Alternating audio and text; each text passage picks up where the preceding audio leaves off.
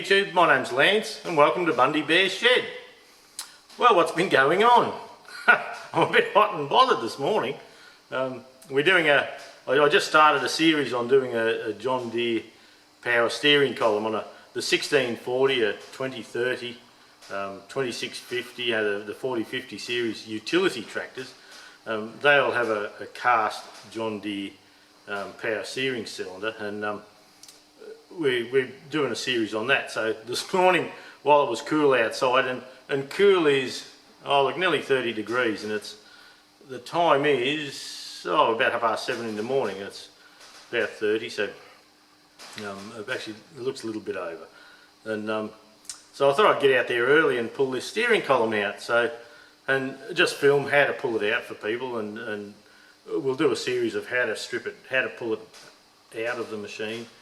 Then we'll do another video on how to strip it down, what to look for. Then we'll do another one on setting it up and putting it back together. But anyway, I decided to start that today and get out there and grab the steering column off a John Deere 1640 tractor I have outside. And it was a tractor I bought ages ago, and I could probably still do it up. I bought it with a buggered engine in it, and but over the time I've lent bits and pieces off the tractor to people, and they're happy to come and get the bits off the tractor, but when it comes to handing them back, they just hand them back and say, "Oh, there's that part I borrowed off you, thanks for that." And so slowly, bit by bit, it's getting less and less on it. But yeah, so I've been out there early trying to do that and get that happening before the day got too hot. And but what I didn't see was a wasp nest up in under the dash on the wiring. So it tagged me a few times on the wrist there, but on the bright side, it woke me up. Yeah, I was quite alert after that. And but I did have a walk around the tractor and had a look, and I have seen wasps there, but it was half an hour into the job before I put my hand up there to get a bolt that holds the back of the column on, and they must have thought that was too close, so they thought, "We'll bloody seal onto this prick," and they did. So anyway, not to worry, life goes on. Through the week, well, you can remember this was the start of the fly cutter I was making, and I've just got that mounted up into a block at the moment with a ER40 collet. And through the week, the cutter that I'd ordered off Evil Bay, it turned up, and I think it's CNMG they call the tip. I'm not 100% sure the tips and things. I've always got to read it, but the tool, and see this, I've got auto cue here, MCLNL, and it's a 16mm by 16mm, which is about 5/8 square, with a little cutter on it. Then I see a lot of fly cutters, and they're all on an angle, and the longer you go out, the further it sticks out on an angle, about 10-20 degrees, something like that. But I was thinking of just cutting a groove into here, because my theory for doing that is when you're cutting with a lathe with this tool, you've already got your clearances built in. You have clearance here, clearance there, and you have clearance under here. So by sitting the tool on the centre line, the cutting edge on the centre line, and just making it horizontal like that, well, I reckon that tool is sitting how it was meant to be. So my thoughts are just cut a groove in here, bring a couple of screws in to hold the tool in place, and leave it like that. And that gives me, that there is around 200, that's a 100mm long tool. So that there covers about 6 inches, 150mm. I can put it out to about there. I wouldn't want to go past the centre line too much, but if I go to the centre line, that gives me a bit over 200mm coverage. So look, I'm thinking of doing that. I may do that today. We'll just see what we get up to with it all.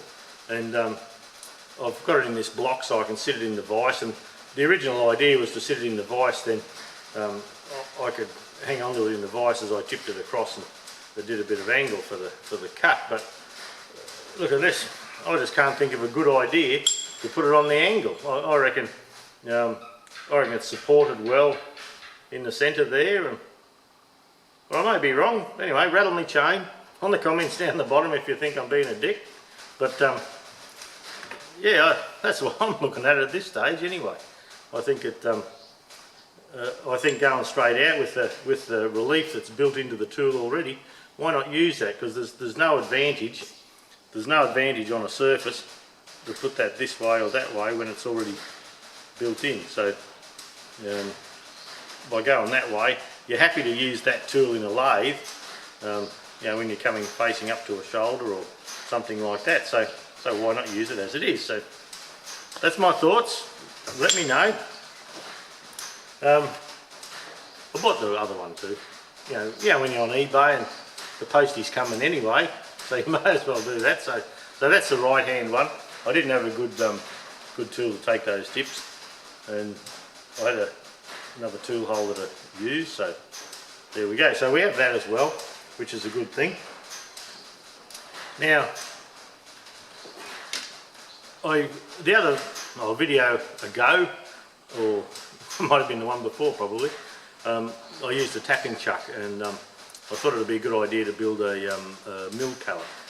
So I do have a piece of aluminium. It's 7/8 thick. It's what I had in stock. I probably wouldn't mind going thicker, but there's no need really. It's 7/8 thick by, just hang on a sec, I'll get my very accurate tape measure. So it's 132 mil by 204. So in miles an hour, that is 8 inches by 5 3/16. So I'm thinking of making a little mill pallet out of that. Pardon me. And I went and bought a special tap, a nice new tap for the job, and it's a 6 by 1.25 spiral gun tap, and you can see a little spiral up the end here. Anyway, that's what they were telling me. I actually wanted to do this might get for not going myself. I sent the office lady, she had to go downtown. I said, can you just call in and grab a spiral, 6 by 1, I think it is, tap. And I had that in my mind. But anyway, she said, oh no, they said this will do. So, so she brought it home. So I thought, oh well, let's give it a go. And if it doesn't work, well, we'll go and get one of those other ones, won't we? But yeah, that's what I get for. I thought a spiral machine tap would be the one with the big curls up, not just the ramp on the end. So not to worry, we'll work with it. And also, while the postie was coming, the other day, when I was, you'll remember a video I did making my lathe carriage stop, and to do the holes for the Allen head screws, these fellas here, I had to use a 1/2 inch end mill, but they're 8 by 1.25 thread, and to get the holes in there and get the nice flat bottom, I used a 1/2 inch end mill. And so that ended up that this outer hole here is 1/2 inch, and nice flat surface for that to go on. But to put a 6mm one in, I actually, to get it to sit in properly, I had to grind the outer edge a little bit. And I didn't have any countersink tools for the Allen head screws, but I do now. So that's the one that I could have used for that job. You drill the hole to the nominal size, which that size gives you clearance for the thread of your bolt, and then this step piece here, that gives you a nice flat surface. So this would sit down the hole, it would sit inside this hole here perfectly, and you take it down however much you needed, the thickness of the head of your bolt in this case, so you could have the bolt under the top surface there. So anyway, I jumped on Evil Bay and I had a bit of a look around, and I bought a set of them. So we go Oh, we go right down to little fellas. Yeah, so I bought 6 different sizes, and I noticed the yeah, see that one of them is 6.2 by 10. So the 6.2 by 10, that gives us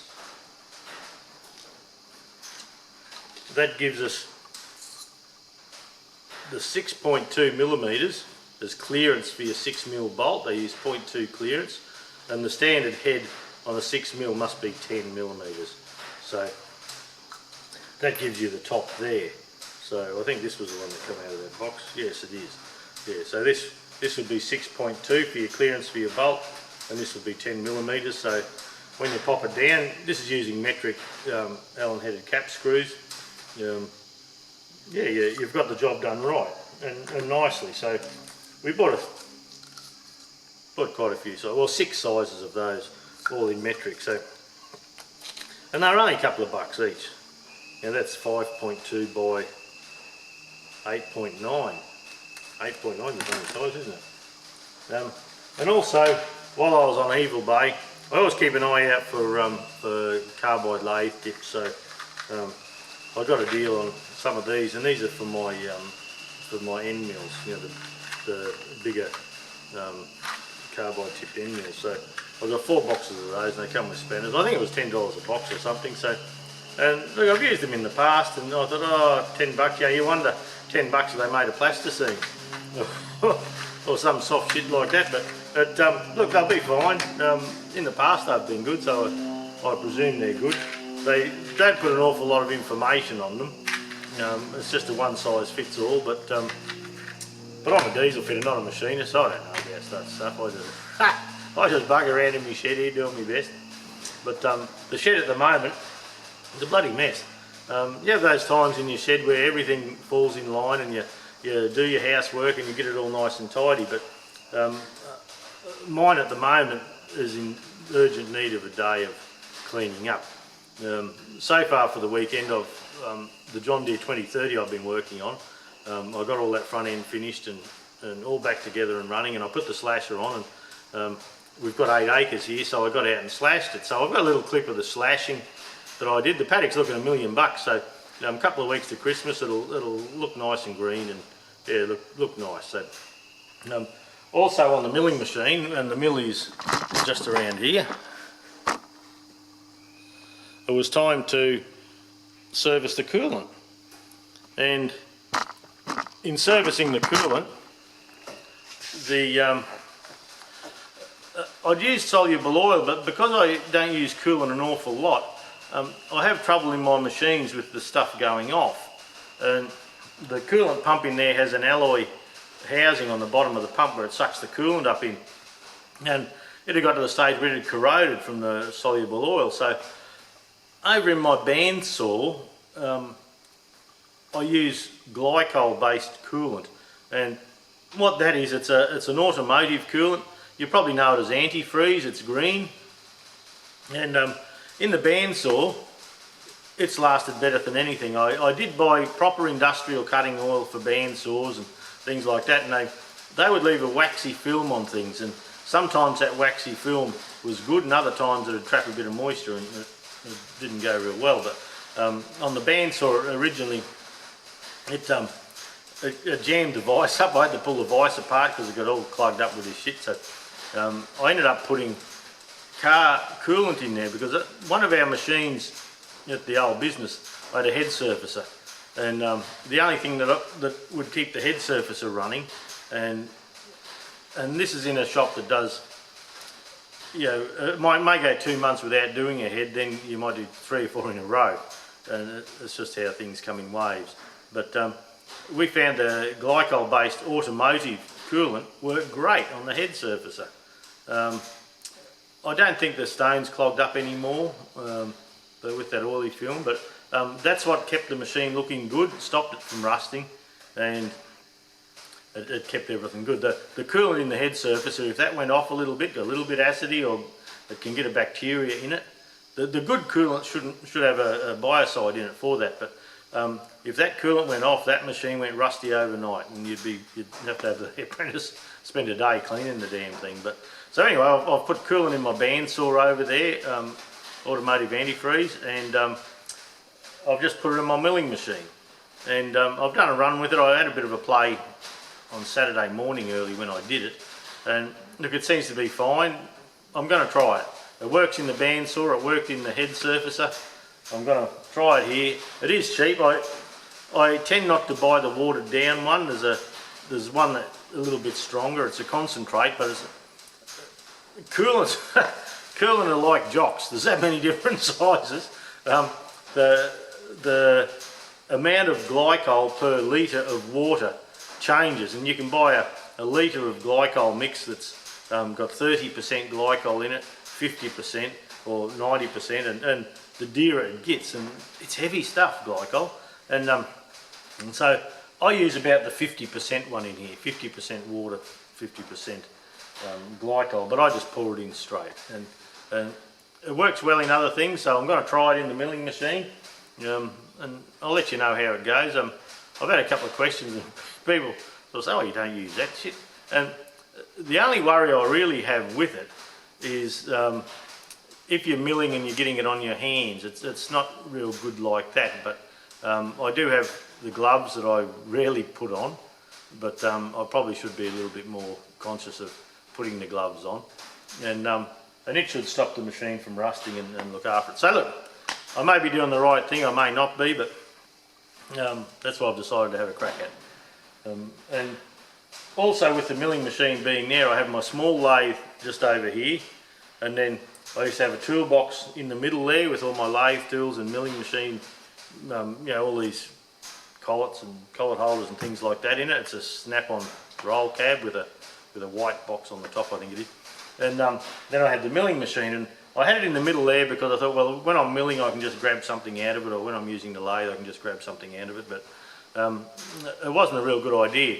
I've got to make sure that all the drawers are shut, and I was having trouble with, when I was milling, I was having trouble with the mill flicking coolant and flicking things on the toolbox. So what we're going to do is we're going to bring the mill down about 18 inches towards the lathe, and that will let me spread the drills out up the back a little bit. And the main red toolbox that I keep all my lathe tools and that in, well, there's a little post there near the press, and I think I can just sit it there and it won't be too far out of the way, because when you're milling and on using the lathe and setting things up anyway, well, you usually just grab something out of there and, you know, and do the screws up, or, you know, do whatever you do. So it's not like my mechanic's toolbox where I have it on the bench, because you're always just sliding things in and out as you do the job. So having to walk, I think it's 2 steps. I should make it. That'll be my workout. Yeah. There goes my gym fees. There you go. I'm saving money by the bucket here. And but look, anyway, stay tuned. I have a couple of things on the go. I'm not sure which way we'll go for the stew. Whether we get into this fly cutter, or I have a neighbour, Grumpy Dave, we call him, and everyone calls him Grumpy Dave. He's either happy or he's just got the shits. No in between. He's just one way or another. He's in here giggling, having a laugh, and being a happy lad, or else he's just grumpy. So anyway, he's doing up a massive Ferguson, and I try not to help him much. I find as I help him, you help him with one thing, and next thing, if there's a little thing wrong, something's not right, well, you're a bastard. You know, he chops and changes. So anyway, the other day he was having trouble. He had a friend over to get the valves out of her head on a Ferguson 35 diesel with a 23C engine, and he came and asked could he borrow my G clamp, my clamp for getting the valves out, valve compressor. And I said, yeah, no worries. So I sent it over there, and he come back a couple of days later and he says, that bloody tool you got's just a heap of shit. I said, oh, it's the only one I got. I sort of do everything with it. Well, you might have to get those valves out for me. We can't use that heap of shit. And I said, oh, okay. So anyway, he brought it up the other day and we got the valves out, and no worries.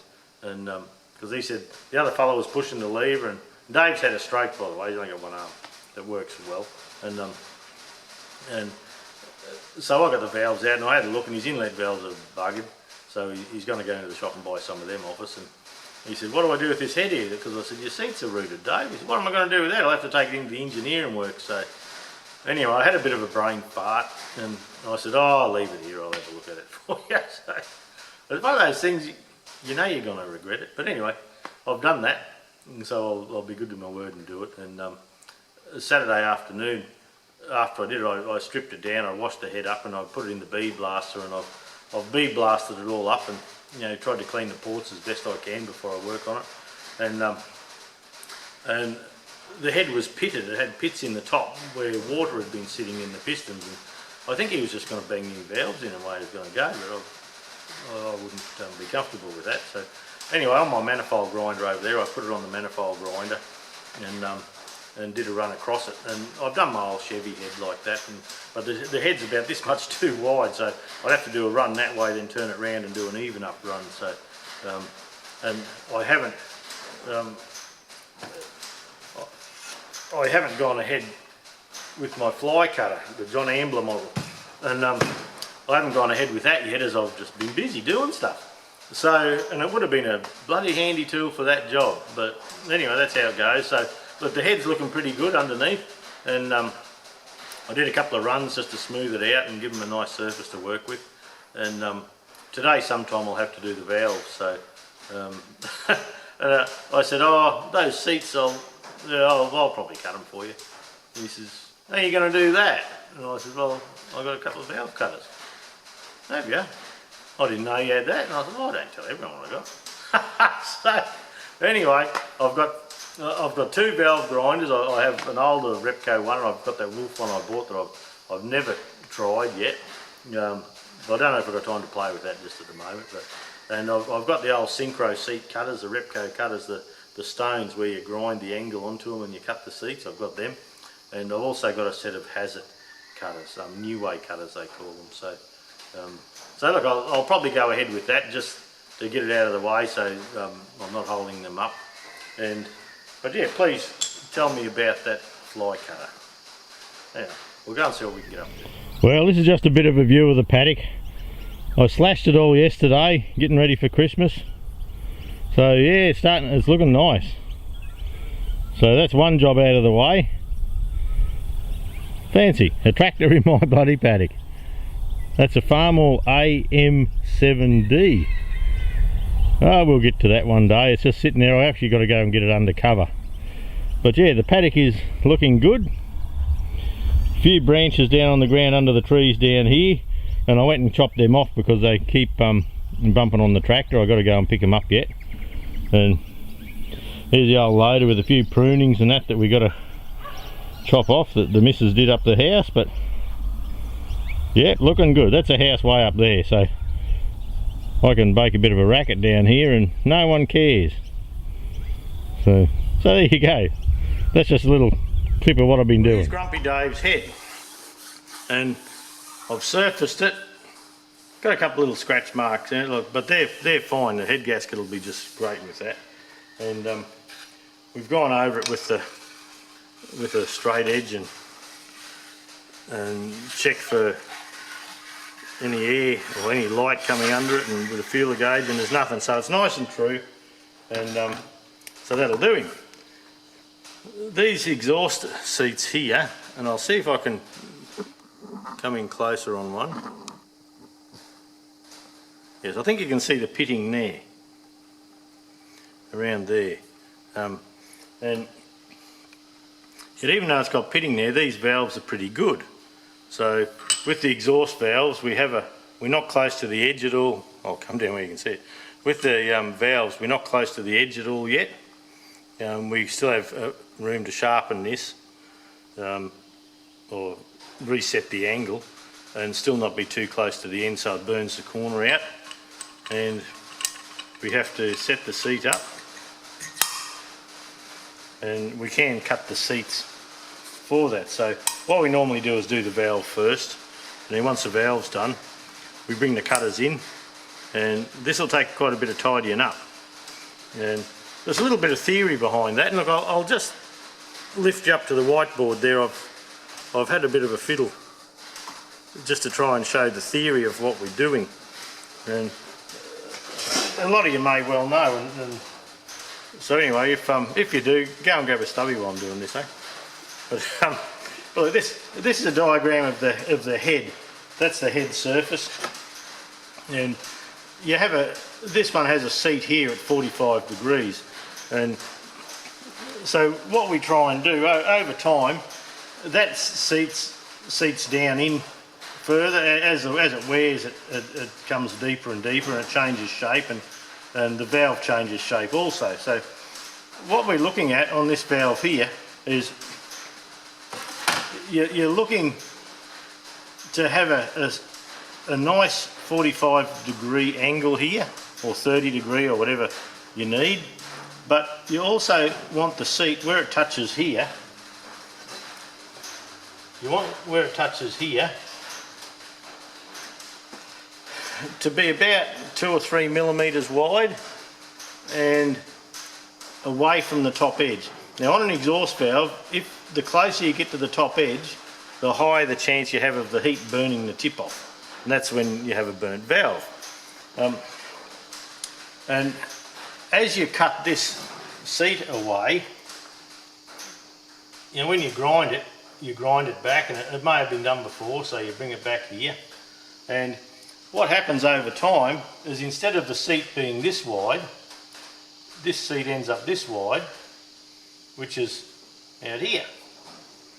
So we don't want that, because it just won't last. So what we do with this seat here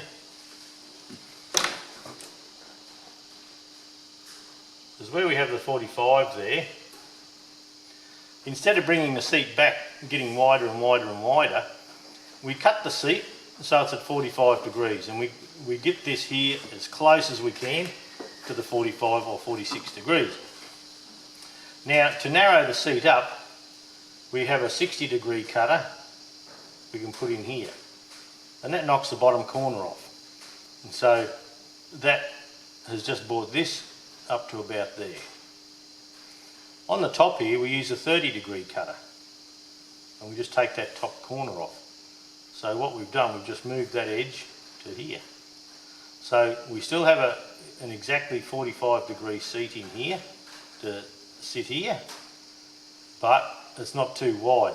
And why don't we want a wide seat? Well, with a wide seat you have a spring that puts so many pounds per square inch of pressure on, and if you have that whole seat covering, it doesn't seal as well, because the same spring tension over a larger area doesn't have the clamping pressure you want. So by having that in the middle of the valve where it should be, and in the middle, not too high, not too low, and a smaller area, the valve seats better and seals better. Now you'll see on this valve here, see the shiny bit? That's right up to the edge, and that dark bit there, that's that's untouched. So what we need to do with this is we need to grind this valve back to 45 in this case, and that'll true this surface up. Where the shiny surface is there, you can feel that's lower than the untouched surface. So we need to put this in a valve grinder and just tidy that up. You can do it in a lathe, but we'll just tidy this up and get this at 45 first. So once you know it's at 45 and you're a millimetre or two down from the top end, you've got room for this here so it doesn't burn out, then you come back and you start cutting this seat at 45, and I often use a bit of bearing blue then and just blue it, or a Nico pen or something like that, and once you've cut the seat, just sit it in and give it a rub and pull it out, and you can actually see how your seat's going. So look, we'll get set up and we'll have a bit of a fiddle with this morning. Well, this is our little valve grinder. It's a little Warren and Brown, and we have a driving belt here. I should get rid of that, that's quite dangerous, but I just couldn't find the screw went missing out of it and I couldn't find one, so I've had that there for a year or two now. But that turns the valve in the collet here, and the motor turns the stone in here, and then you just bring it back and forth We've dressed the stone, so that's okay. And you just bring it back and forth across the valve. So I'll get you where you can actually see how the valve is and watch it as it cuts. Right, we'll just make a start. With the valve, we can wind the valve in or out. So depending on how close or far away from the stone we want to be. It's just touching there, so we'll turn him on.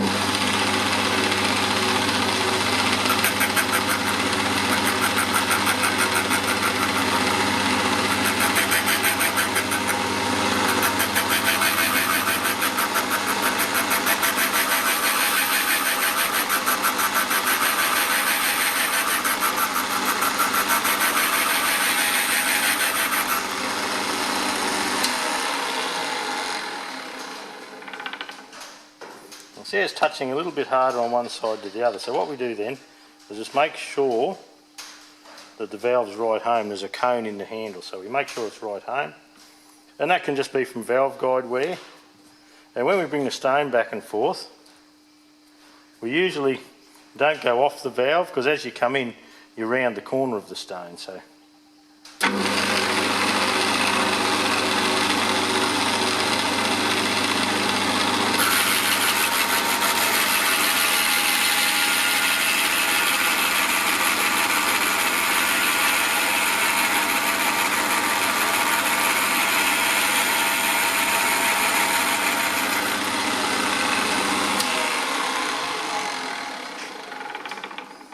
that's one valve done.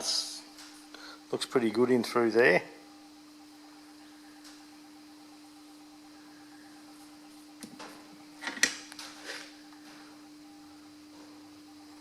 No, it's too close for you. But and that's it. We still have a bit of edge up here. We're not too close to the top edge.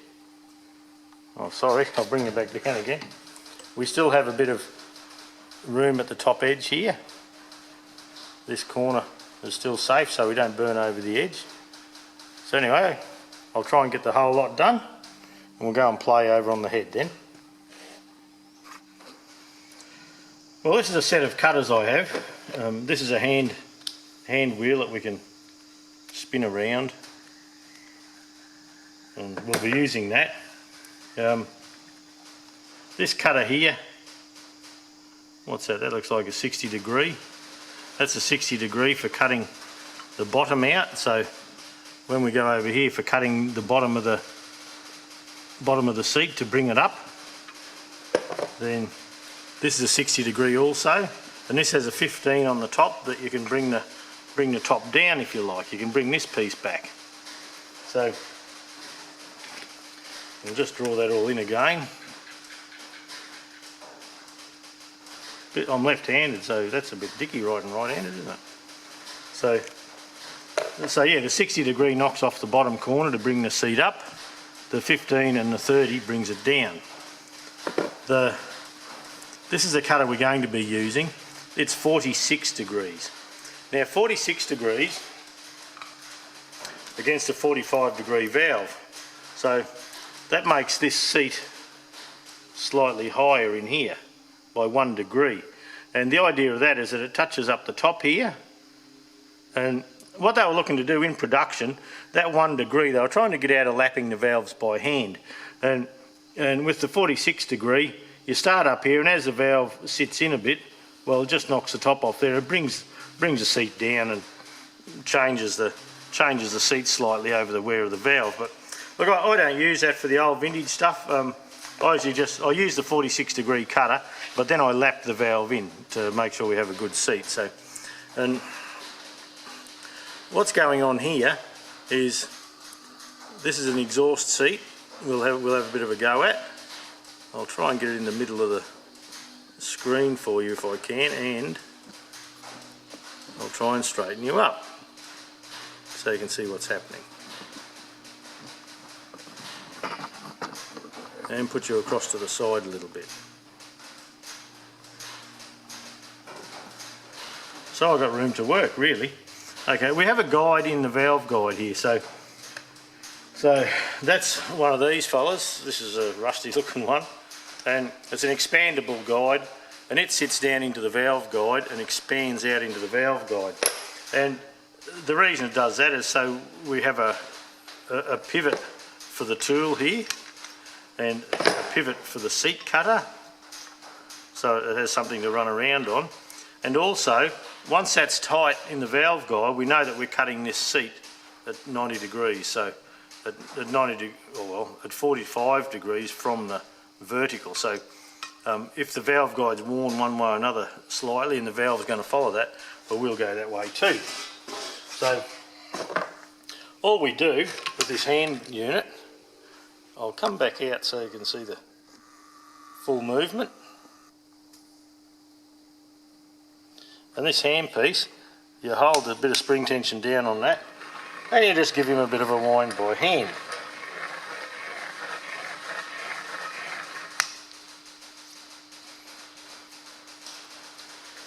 And we can see on that we're just cutting the top piece here, so we need to actually get it a little bit lower, so we just have to keep chomping away.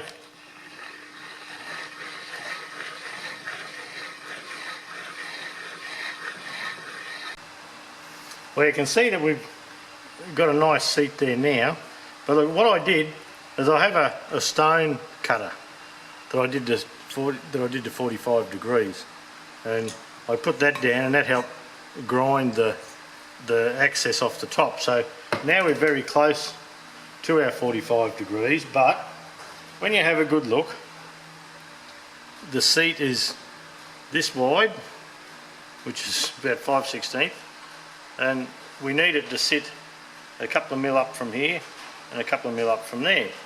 So we have to start cutting the top down now to bring the top down so the valve sits a bit better. So that's when we can use the 30 I like to use for that, and you'll see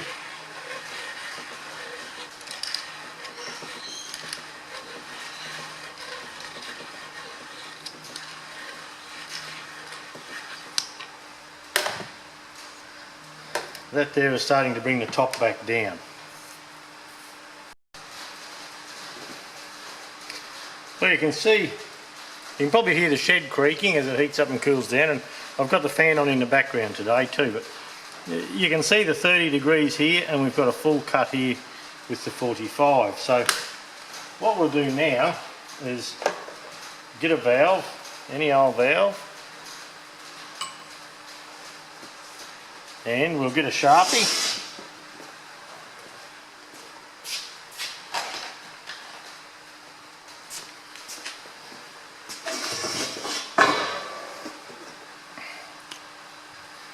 And we'll colour the valve in.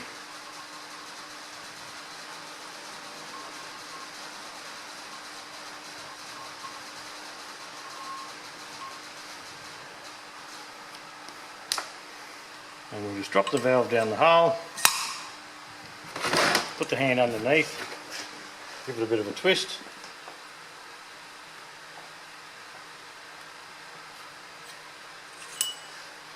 pull him out, and you can see on the valve that the seat is way too high still.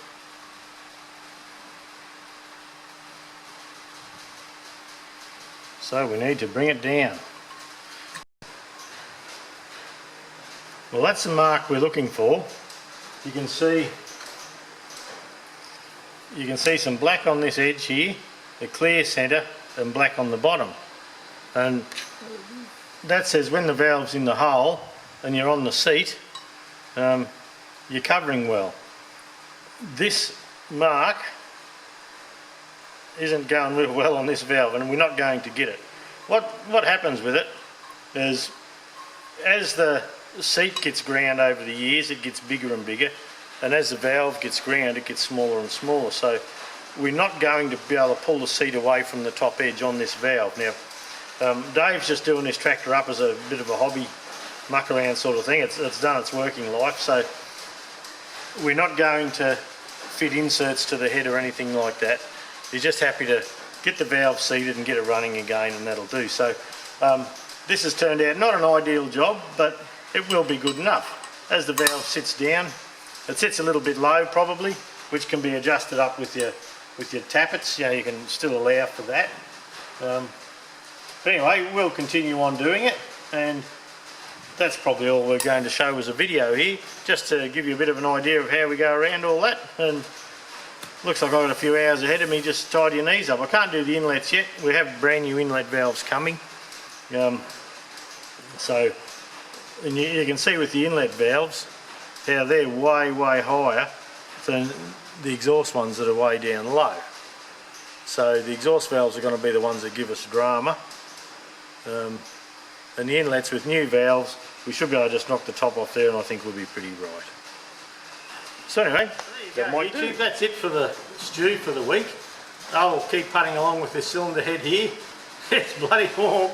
But anyway, we'll keep going. We'll catch up next time. Leave some comments on the fly cutter we're thinking of making, and we'll catch up with you next week, eh? See ya.